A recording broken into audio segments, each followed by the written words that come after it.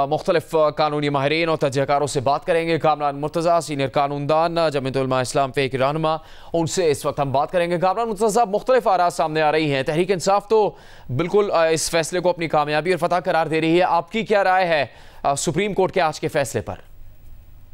دیکھیے، دو باتیں اس میں، ایک سیاسی پہلو ہے اور ایک قانونی پہلو ہے۔ سیاسی پہلو پہ مولانا صاحب بات کریں گے، شاید بات کر لی ہو یا تھوڑی دیر میں نماز کے بعد پھر بات کر لیں، تو وہ سیاسی پہلو تو وہ اٹینڈ کریں گے۔ قانونی پہلو جو ہے وہ یہ ہے کہ اس میں سنی اتحاد کونسل جو ہے وہ پٹیشنر تھی، کلیم وہ کر رہے تھے، ان کو نہیں ملی، اور جن کو ملی تھی ان سے بھی لے لی گئی، اور کہا گیا کہ پی ٹی آئی کو جو ہے نا وہ ملنی چاہیے۔ تو اب وہ پی ٹی آئی جو ہے، ایک تو تحریری فیصلہ آ جائے تو اس کو پڑھ کے پھر زیادہ بہتر رائے قائم کی جا سکتی ہے، مگر پی ٹی آئی کو اگر ملیں گی تو پی ٹی آئی جو ہے وہ، میرا خیال ہے کہ وہ انہوں نے اس میں ایک تو کلیم نہیں کی تھی، مگر کلیم اگر نہیں کی تو اس کے باوجود جو ہے نا وہ مس انٹرپریٹیشن جو ہے پی ٹی آئی کی اپنے پارٹ پہ تھی۔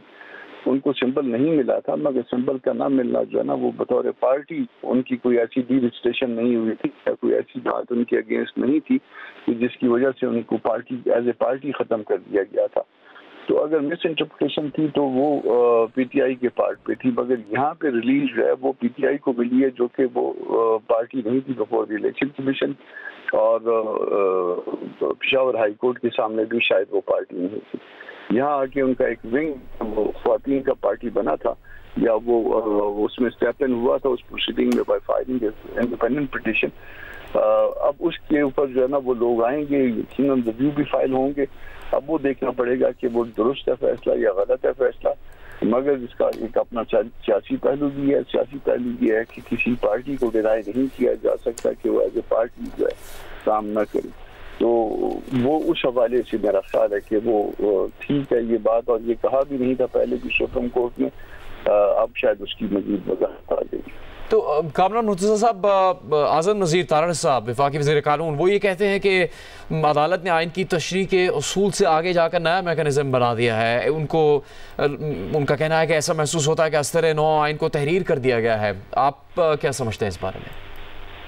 دیکھیے، وہ شاید اس ریفرنس سے کہہ رہے ہوں گے کہ پی ٹی آئی جو ہے وہ نہیں آئی تھی، یہ سیٹیں کلیم نہیں کر رہی تھی الیکشن کمیشن کے سامنے بھی، اور شاید پشاور ہائی کورٹ میں بھی۔ یہاں پہ کسی اور اینگل سے آئے ہیں تو وہ اس اینگل سے کہہ رہے ہوں گے۔ ویسے جو ہے ایز اے پارٹی کسی پارٹی کو ڈینائی نہیں کیا جا سکتا جب تک وہ خدا نخواستہ پاکستان کے تصور کے خلاف نہ ہو جائے یا کوئی ایسی سرگرمیوں میں انوالو نہ ہو جائے جیسے کہ قانون میں یا دستور میں لکھا گیا ہے۔ تو ان کے اوپر ایسا الزام تو نہیں ہے کہ وہ دستور کے خلاف تھے یا پاکستان کے خلاف خدا نخواستہ تھے، تو ایسا الزام نہیں ہے، تو ایز اے پارٹی تھے۔ میرا خیال ہے کہ یہ مس انٹرپریٹیشن جو ہے پی ٹی آئی کے اپنے دوستوں کی وجہ سے بھی شاید تھی۔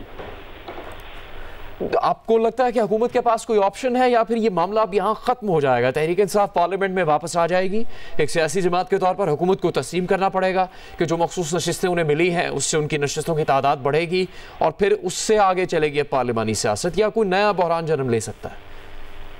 P T I as a party برقرار تھی، برقرار ہے، برقرار تھی۔ یہ اس کو جو سمجھا گیا ہے، جس نے سمجھا ہے کہ وہ پارٹی کے طور پہ نہیں رہا، وہ غلط سمجھا ہے یا غلط سمجھا تھا، ان سے صرف ایک وہ پینل کانسیکوینس تھا اس کا کہ چونکہ انہوں نے الیکشن وہ نہیں کروائے یا بر وقت نہیں کرائے یا قانون کے مطابق نہیں کرائے، اپنے دستور کے مطابق نہیں کرائے، تو ان سے سمبل واپس لیا گیا تھا۔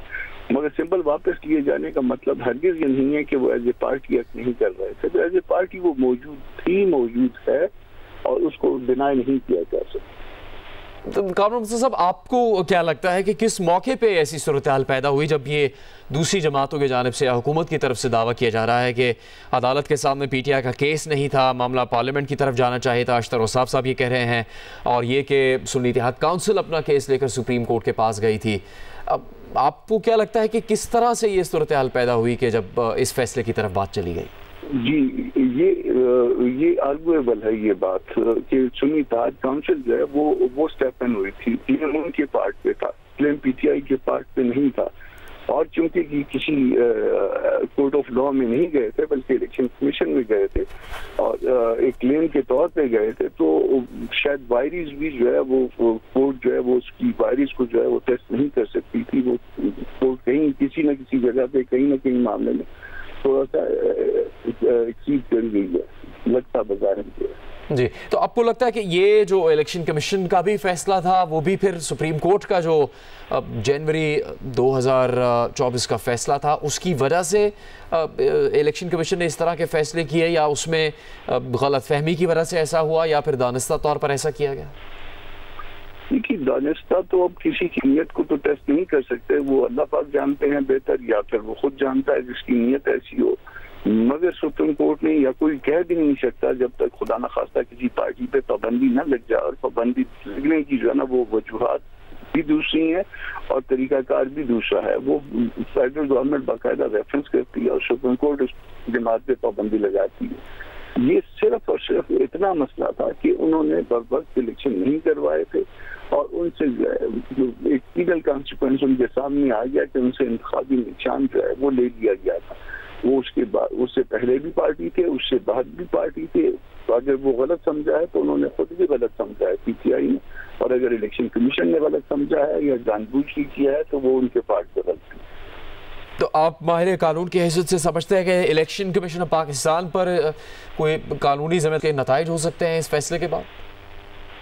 دیکھیے، فیصلہ غلط بھی ہوتا ہے اور درست بھی ہوتا ہے. اب اگر آپ اس اصول کو اگر اڈاپٹ کرتے ہیں تو پھر اس کا مطلب یہ ہوگا کہ پھر آپ ہائی کورٹ میں پشاور ہائی کورٹ کے اوپر بھی کوئی ذمہ داری ہوگی.